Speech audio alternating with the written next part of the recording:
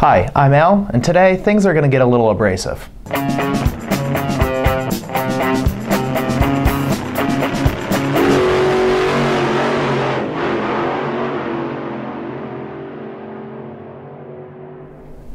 The key to any great paint job is to have a nice, smooth canvas to work on. Now, to get a smooth canvas out of your car, we recommend you have a few different tools on hand to help work out those details. The first thing you may want to grab is an angle grinder of some sort. The reason is, if you have heavy amounts of Bondo to remove, or if you have some sharp metal objects you want to smooth out, the grinder is going to be your friend there. You may also want to grab something like a dual action sander. Works great on the primer surfacer, as well as feathering out areas of Bondo.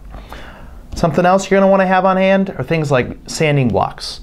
Sanding blocks help you get nice, straight, smooth lines across the entire car.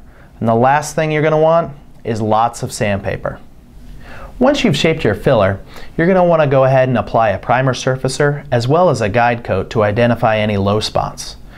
To bring those low spots up to level, you're going to want to go ahead and block sand the primer surfacer as well as the guide coat with 320 grit sandpaper. Once everything's nice and smooth, go ahead, apply your primer, and then start sanding that primer with 400 to 600 grit sandpaper to prepare for your base coat. Once you have that base coat applied, you're going to want to start to wet sand or dry sand that base coat with 600 to 1000 grit sandpaper to prepare for your clear. Then you apply your clear, and after that you can wet sand with 1000 grit or higher sandpaper for that deep shine.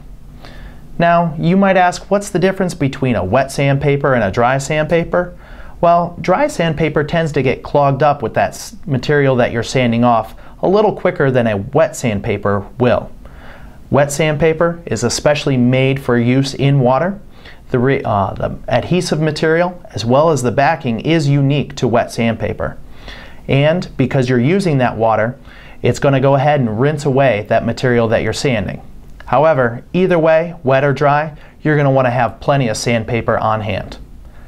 Now that we've scratched the surface of abrasive media, if you have any other questions, please feel free to leave a question in the comment section below.